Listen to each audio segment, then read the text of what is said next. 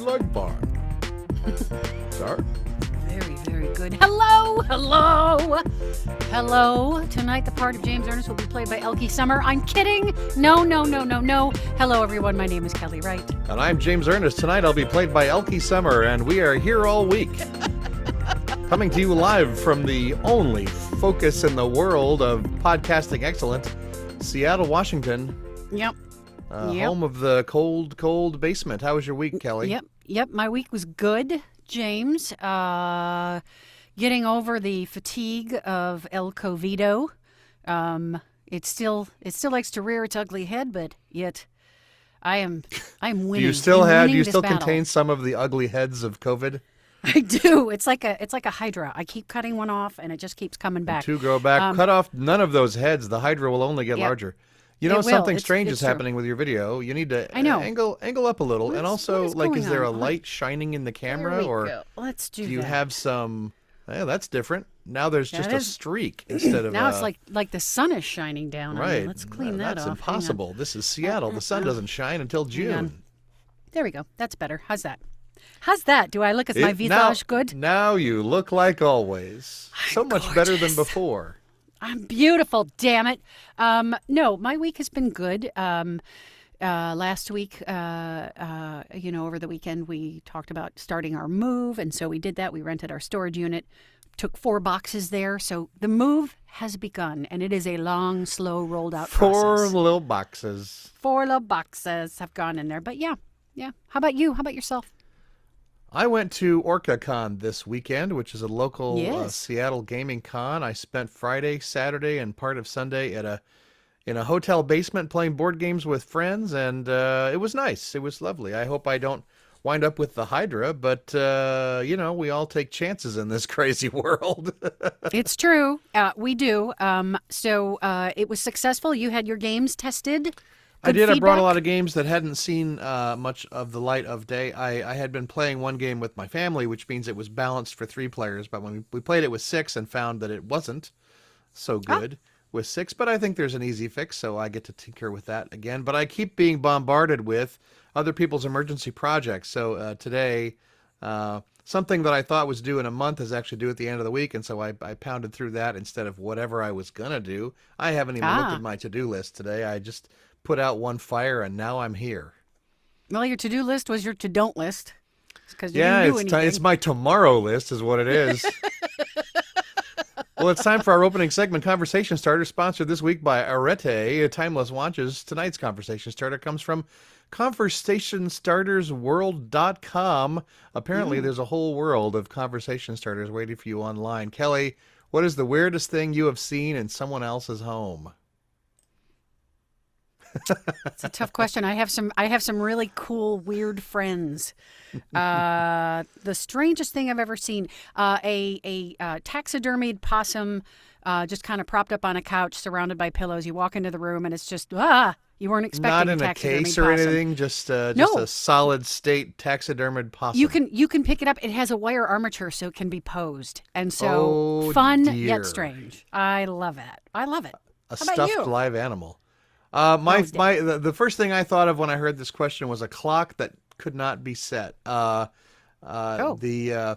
friends of mine made a bunch of money and built a big house, and one of the things in this big house was a 2-story atrium-style living room upon which all the other rooms overlooked. And way up on the wall was this great big beautiful clock.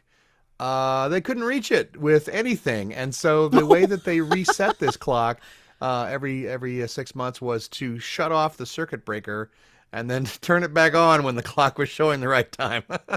Oh, you're kidding. Yep. Oh, that's brilliant. I love the solution to it. I really do. I think that's great. Set an alarm for when the clock is right again. That requires So since some we're talking, math. well, it's right twice a day. That's the old saying. That's what they say. A broken clock is at least right twice a day. What's the strangest thing you have in your home, James? Let's dig a little personal. Oh, all right. I don't know. I have a vast Lego collection, and airships made of Legos, and board games containing other smaller airships made of Legos. I don't know. It's the list of what's weird in my house goes on and on. You should come over here with a camera crew and do a whole show about it. I think we should do an out and about called Out and Getting In a tour of James's home. In and not about anything. A In tour and of not James about Ernest's anything. house. Well, Yeah, the that would be a strangest thing fun I have. episode. That's a good idea. Let's do that. Yeah. Let's dig through the corners. We're gonna come in and look at some dusty things. Let's dig through the corners and see what we find. Yeah, the strangest thing I have in my home is I have a human skull.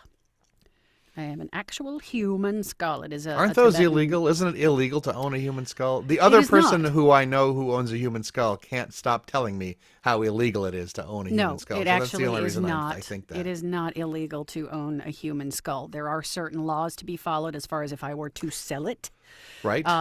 as far as how to do that. But no, it is not illegal to own this particular item. I myself it have a would- human skull contained inside my head. Everyone has one. It's like belly buttons. We all have one, James. We all have a skull. So is it illegal to carry my head around on my body? No. It's not. Sometimes it However, feels like it is. However, if I sell it, there are certain laws I have to follow in order to sell my head. Well, Kelly, James. it's peeve o'clock now. It's time to let loose on the Yes. dumb things in the world because nice is for suckers. Today, my pet peeve is fast food menus. Okay, here's where we are in fast food tech. I wish there was one menu Okay. item without sauce and cheese all over it because I hate sauce and cheese. And so I have to I order whatever I want without the sauce and cheese. They add this crap because the burgers are too cheap to taste good without them. And yet, the staff are always so poorly trained that I always get them made wrong. And so they would rather throw away my hamburger than make it right the first time and pay their staff enough to know how to do that. That's the breaking point. That's the point that we're at right now. And I wind Oh. up going to restaurants where they have one menu item that is not covered in sauce and cheese. Okay. I don't know. Well, that would be Chick-fil-A, I think. You would order No, the I'm not chicken going to sandwich, Chick-fil-A but- all that often. But you're right. I mean, the general case is that chicken nugget dishes typically have the sauce on the side, and so that's easy to remove. It's only when they spread it on top that it. I went to Wendy's Right. last week and through the drive-through and got they got part of my order right but part of my order wrong, which means the thing was covered in mustard, and so I was so exhausted by this. I just took it home and rinsed it off. I rinsed the mustard off the hamburger. And it doesn't matter how much you do this, you can still taste it. And if you don't like the can taste still- of it, and what I wasn't expecting was that my fingers, having been under the faucet with the hamburger all this time, then smelled like mustard for like a day. Mustard. Yeah. Oh, what torture. What Whatever. torture. It's what torture. it's not going to end the world, Kelly. It's just a pet peeve. It's just a peeve. Pet peeve of mine is people who don't put the shopping carts back. That's a big peeve of mine, where people will just like leave them in parking spaces and stuff. It's not that hard to push the cart back to the corral. It's not that hard. I have read that whether you will return a shopping cart is a pure, simple measure of whether or not you are evil.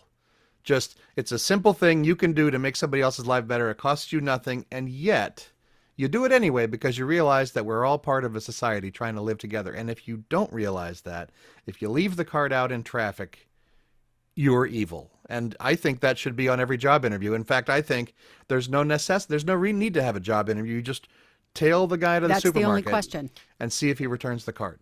Right. So the chocolate baby question, and then do you put your Right, shopping the cart chocolate away baby question. question. And I think that'd be. I want to see a James Bond movie that opens with the villain grocery shopping and not returning the cart. Like that's it. That's all they do to establish. He doesn't have to beat anybody up or lie or steal or anything. He just doesn't return the cart, and then they play that one like low piano note, and that's the bad guy. He's the evil guy, and then the bullseye comes in. Da da da da da da. Yep. Yeah. So I have gotten into some. I wouldn't say yelling matches, but the occasional F you, mind your business kind of thing, where it's like, wow, really tough for you to put your card away, huh? F off, that kind of thing. So. Well, I mean, their life is very important. They're late for something, and that's not anybody's fault except their own, I suppose. But I had a guess. weird when I was carrying a 1-month-old baby around. I once petitioned someone else to return my cart for me. I was getting groceries with the baby, couldn't handle everything. Asked somebody if they'd take my cart back. That wasn't a good conversation either. I did not get any help. Oh. It's weird when you Oh. ask for help. It's you feel like you shouldn't have, maybe. Well, I know I don't ask help for. I haven't never have asked help to put a cart away. I wasn't dealing with a baby, such like Yeah. you are. I've made the effort though sometimes where I will just walk it back into the store Sure. because part of me is thinking I got to get my steps in. So here's a good opportunity to do that. So I'm gonna get my That steps was a in. part of my life where I did not need to get my steps in. Last week when we were talking, we were going to talk a bit about the lies that movies tell us. Oh, I know yes. that, Have you got some cinema lies for us tonight? I do. There's a list. It's from BuzzFeed, but there's a bunch of stuff about the lies that movie tell us, and they're giving 29 examples. I'm not going to go through all 29, but there's some good ones on there that I agree with. Is automobiles are mattresses one of them? Because that's the one from the Fast and Furious. As long as you can You land know- on a car from any height at any distance, you're fine. It starts off with the cover me lie. People who work in retail as a waiter or waitress just saying cover me to their coworker and leaving in the middle of a shift to go take care of a personal matter, catch a murderer. You can't just tell your coworker server to be cover me and then leave. You just can't do it. My expectation when you said that was that they're going to run out into the danger, and they want their coworker to just shoot gun behind them so that they don't get shot at. That's what cover me means in action movies, right? But, Well, yeah, flip the table, hide behind the table as if a piece of wood is going to stop, the only 38 the special. first example that comes into my mind of someone asking a coworker to cover for them when they take off for a couple hours at their job is in 8 Mile, and Eminem is specifically asking a coworker who's off work and like idle, like hanging around waiting for his ride or whatever. So that's plausible, right? Go back in and cover my shift. If you're not doing anything else, it's still a big favor, but it's not impossible. Sure, but in many of the movies you see where there are servers or there are people, as far as hospitals, it's usually a very busy place. Right. And, when shit hits the fan, the person's like, cover me. And the other person's like, okay, I got it. Okay. Yeah. Do my okay, job yeah, as well as yours. And I think maybe they just mean tables. maybe they just mean cover for me and lie to my boss about where I am so I can disappear for a little bit. Okay. I will accept judges. Ding, ding, ding, ding. They will accept that. Thank you. There is also, I love this one, the post-coitus lie. When a woman gets out of bed after sex and pulls the entire sheet off the bed to wrap herself around it herself. No, I have never done that. Yourself, James? You? I'm trying to remember the last time I got out of bed. As a matter of fact, you look very relaxed right now. Thank you very much. I'm wearing my pajama bottoms and nothing else. Though I'm not sure what else I would need to wear with pajama bottoms. I don't know. If anything, I'm fumbling for, the T-shirt and the underwear that was casually strewn about in the heat of the moment. So I'm not wrapping a sheet around. I'm not Yeah, doing again, that. in the films that I haven't seen anyone wrap themselves up in a sheet for a while, but I have seen a lot of movies where there's like passionate naked sex followed immediately by everyone back in their underwear because I guess they're trying to, I don't know, stay a little warm. I don't know why. Like, Ooh, it's chilly in here. Ooh. you just got naked and flopped around for like 30 minutes and now you're like embarrassed or what? Like, why did you bother Yeah, reaching really? for your undershirt? Exactly. Why would you do that? Let's see. The car chase lie. So since you like the Fast and the Furious, when the good guy follows the bad guy in a car and the bad guy never notices, even though there are only 2 cars on the road. Oh, that's not a chase. That's a follow. Follow. Yeah. Yeah. That's when it's at That's a high speed. tail. It couldn't be a high speed chase and not knowing that you're followed. It's got to be one or the other.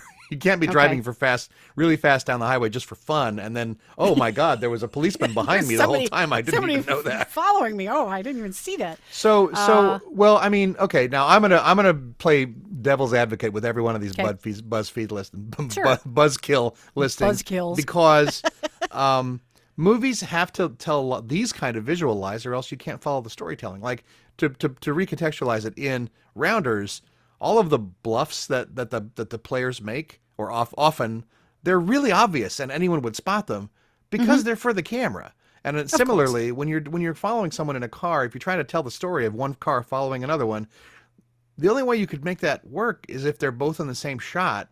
So of course it's going to be too close to be realistic. It's for the movie, right? Like, Of course it the, is. the I mean, person that's complaining about the chase, as he's calling it, might as well be complaining about people having sex in movies and then just wrapping themselves up completely in the sheet after they get up. It's for the benefit of the viewers. Yes, of course. That's why there's the willful suspension of disbelief when you watch movies like Right. this. You're like, are there okay, really ghosts in New York City? Probably Yeah, not. probably yet not, the movie no. is fine. Yes, of course, it's fine. I do agree with this one, the lie about being in retirement. So you're trying to convince the retired guy to do just one more job. He's tired. They're tired. I feel like that guy all the time now. I feel like I'm done with my career. I feel like I never want to do this again. And then someone comes to me and says, "Hey, would you like to make this chess game in this book?" And I go, "Oh God!" But it's not like one last job, that one final score that's going to make me well at so I can move down to the islands or something. It's just Right. like, yeah, I guess I can do this one more. It won't pay anything, but here I go. Yeah, it's always the super spy, the assassin who's just been hit and beaten up and thrown from buildings and roundhouse kicked over and over again, just tired. And they know better than to ever get into it again, and yet somehow, through some crazy cockamamie line of circumstance, they get partnered with some goofball jack-off who's just getting started and is going to ruin everything, and Yep. and the stakes just keep getting higher and higher, and they wish they could quit, but they can't. Actually, I kind of love that movie, so I'll watch it again and again. Call it. Let's see. And the lie about being underwater. Basically, people who No are one holding is their breath ever for, underwater. well, they're underwater, but for ungodly amounts of time. Yeah. There's a scene in, what was it, in it was Alien Resurrection. Not the biggest in the Alien, Yeah, franchise. that's not But a good movie. no, it's not. There. Okay. Anyway, I'm using that as an example because it's the only one that's coming to mind. They are being chased by the xenomorphs, and the place that they have to go through has been completely flooded because nuclear reactors are emptying, cooling towers are emptying, and they have to swim an ungodly distance. So not only are you in fear of your life, your heart is pounding, your adrenaline is going, you have to swim this huge distance. There's just no way. It's impossible. It's impossible. Just saying. People in action movies often do impossible things. The question is whether we are willing to let them, or whether we, as the viewers, say, nobody could do that, and then we drop out of the reality. But you're right, I mean, part of it is those underwater scenes are cut longer than reality. Sometimes you're going back and forth between two scenes, so the underwater time really should only be counted as the screen time and not the elapsed time. And Right. yeah, whatever.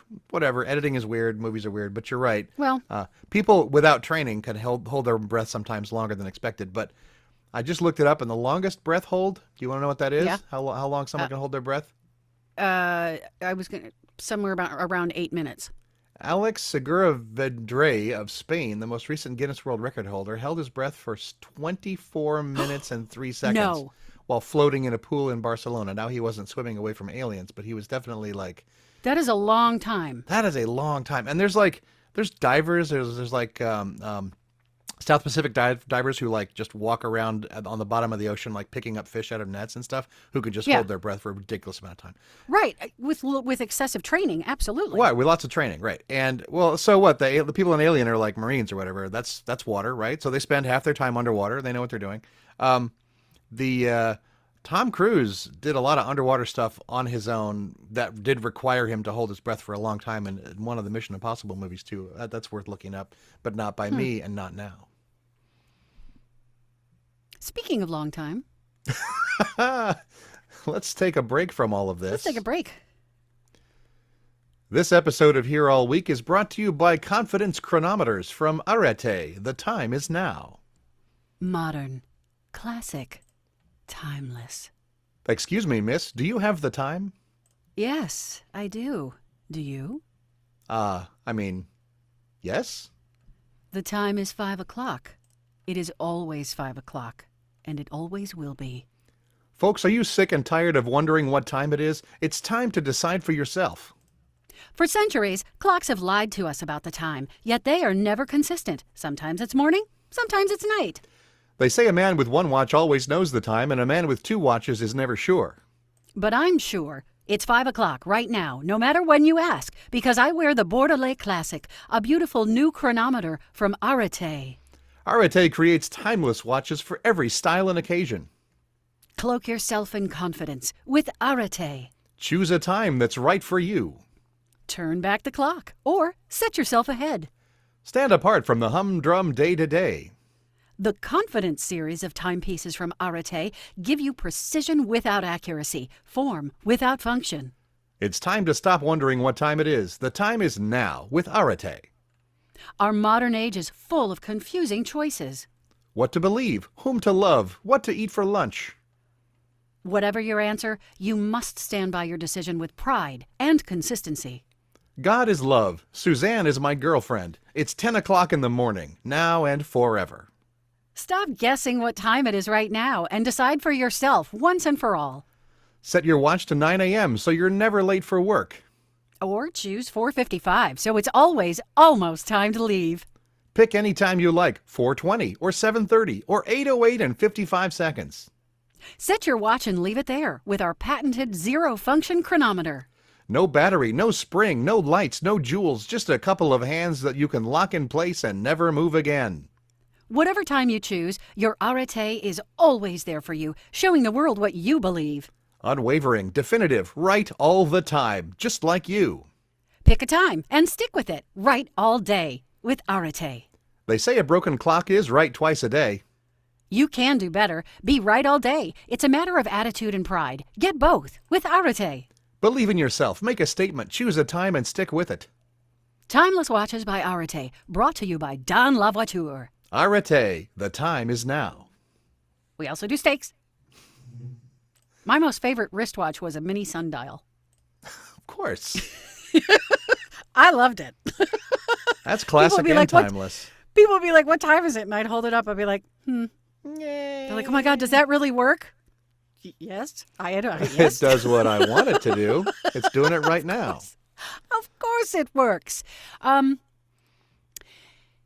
Quick question for you. When you left a job, were you paid out in time, with a paycheck? Did you get your money? Do you mean, I'm trying to think back to the last time I left a job. Like your last paycheck. Well, I think I've never been stiffed out of a paycheck. I certainly know people who have been. I have quit jobs on the spot at times. I was working at an ice cream store on the Ave. They're long gone. When I was a young juggler, and they weren't very workplace safety oriented, and they weren't very good managers. And one day they decided that in order to resolve an issue that I had with another employee, they would give me a key and make me open up and work different shifts than her, and so we would never have to overlap. And I said, good, does that mean you're paying me more money? And they were like, oh no, this is a probationary period. And I'm like, then I quit. And they were like, well, people usually give 2 weeks notice. And I'm like, I know. It's far too late for that. Oh no, we burned that bridge a while ago. But no, I've never been stiffed out of a paycheck. What about you? I have never been stiffed out of a paycheck. I have had employers whose paychecks have bounced, but which is always uncomfortable when that happens.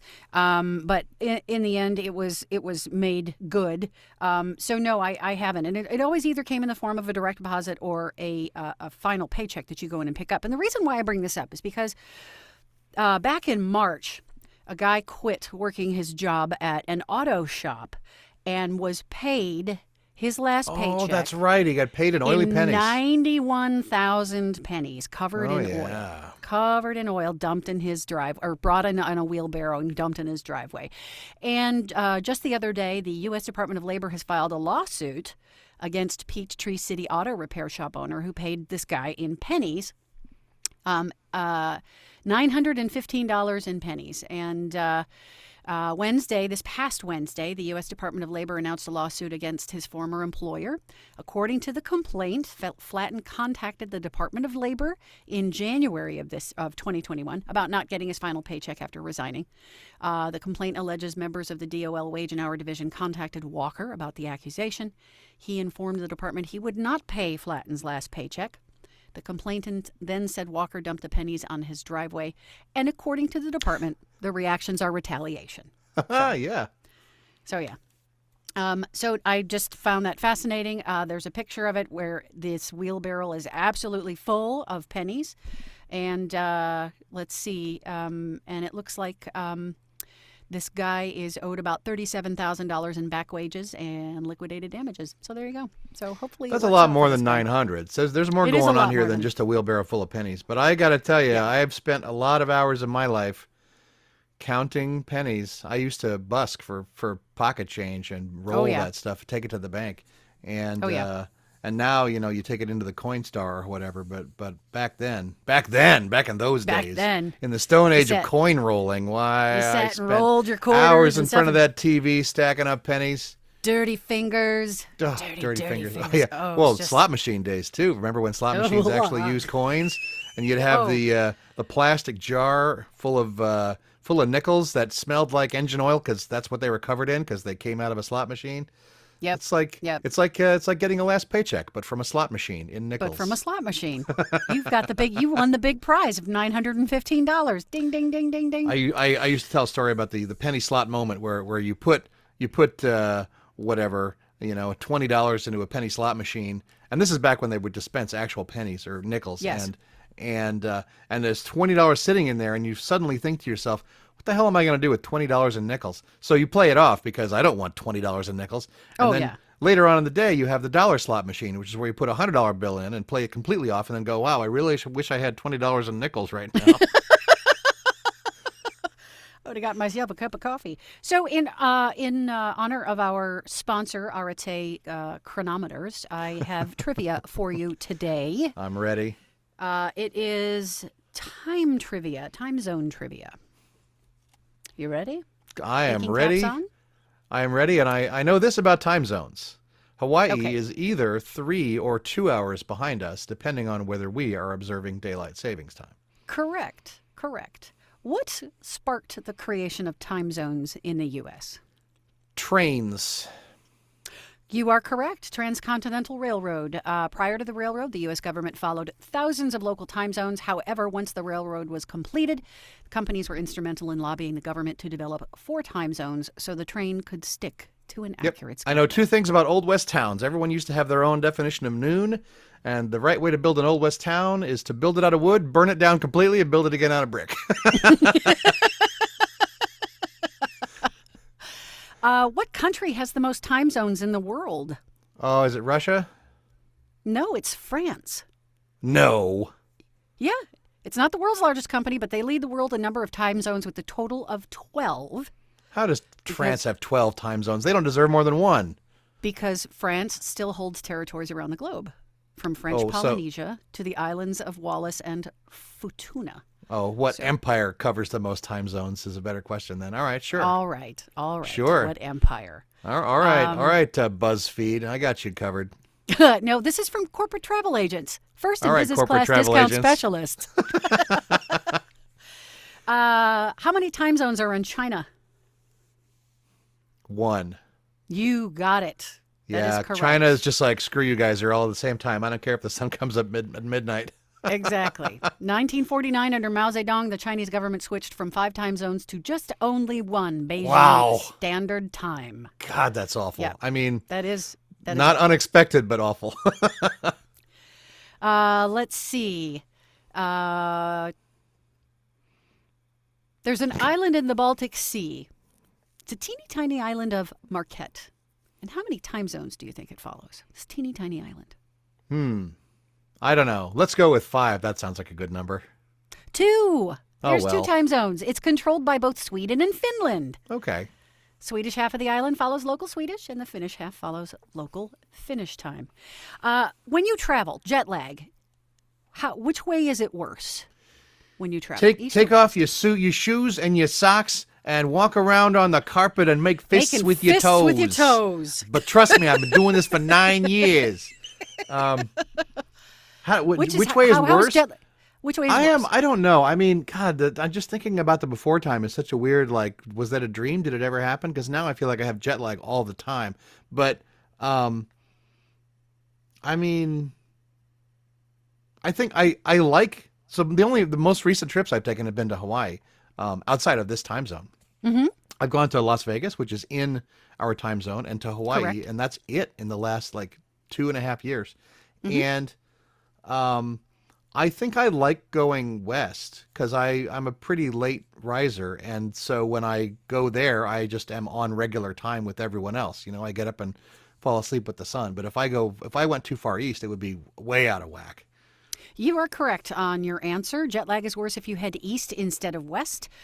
University of Maryland study found that traveling west is easier for our internal clocks to understand because it simply extends our days.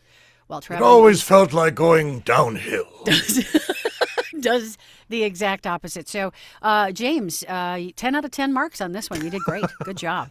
No, Good no, job I for missed you. the France question, and I'll be You know what? warming Because up I worded it wrong. I should have said Okay. which empire. So Okay, mea well, culpa. I mean, you're just reading off somebody else's words, I assume. I am. Thank you. This time zone trivia was brought to you by Stirpack.com, corporate travel agents, first and business class discount specialists. What you got coming up this week, my friend? Everything I was supposed to do last week. Last week was just an emergency storm of other people's problems, and this week I am going to set up video equipment and shoot some videos for my game publishing empire. So probably some how to play videos for some board games, and also just a little bit of who am I, because the last thing I made is 10 years old at this point, and I was Oh, wow. someone else. Okay. Yes, 10 years is quite a long time. How we change. You are no longer my sweet, sweet summer child, James. Well, I'm no longer cheap-ass games, so all the games I was pushing in that video, somebody else's problem now. Oh, okay. Somebody else's problem child. You take care of the kid. I'm out. This week, I realized if you have listened to our episode 80, which is our this is 81, so the episode prior to this, there's audio issues. James's left-only track showed up and not the right one. The right one decided to sleep on the show, so I have to fix that. So I got to figure that one out. Squadcast is being very strange because I downloaded those same files and they both sounded fine in both ears. So, and you're telling me that you can see the video from 78 and I can't. And it's Yeah. supposedly we're looking in the same place. Yes. Actually, supposedly we're logged in as the same person. So that is really confusing. really They strange. keep So- finding ways to baffle me over there. It's ghosts in the machine, I think, with Squadcast. It's just little gremlins that are causing problems. So I'll be working on that, and we have a new. I have a new manager who has started that I am taking care of. So my focus is customer service all this week during my work day to make sure he is set up for success because we want him to succeed and to be a strong leader. So I get to be the person who will take the helm of his calendar and lead him in the right direction. Power is mine. Behind every great man is Kelly Wright. Yes, all of them. Just me. Just me. Just you working hard. Let's see. Family is good. Pets are good. Oh, we have one more thing. Get ready for it. It's still going to be wet and crummy because we have another what's called an atmospheric river on the way. Hooray! So we're going to see a lot more rain coming through here. So just be ready for that, James. Yeah, so I have my rubber shoes, and I have the doggy raincoat set out, and I've got my sou'wester ready to go. I have my walls and my roof. They'll do me Okay. good just like they always do. Excellent. Folks, like and subscribe to the show. We certainly appreciate your time spent with us. As always, be kind to yourself, be kind to your friends, your neighbors, your community. We are all going through it. Check us out on YouTube. Check us out on Patreon. We can always use the extra helping hand to keep this show on the straight and narrow, running forward, doing its thing, bringing joy to the masses. Thank you so much for joining us. My name is Kelly Wright. And I'm James Ernest, and we're here all week.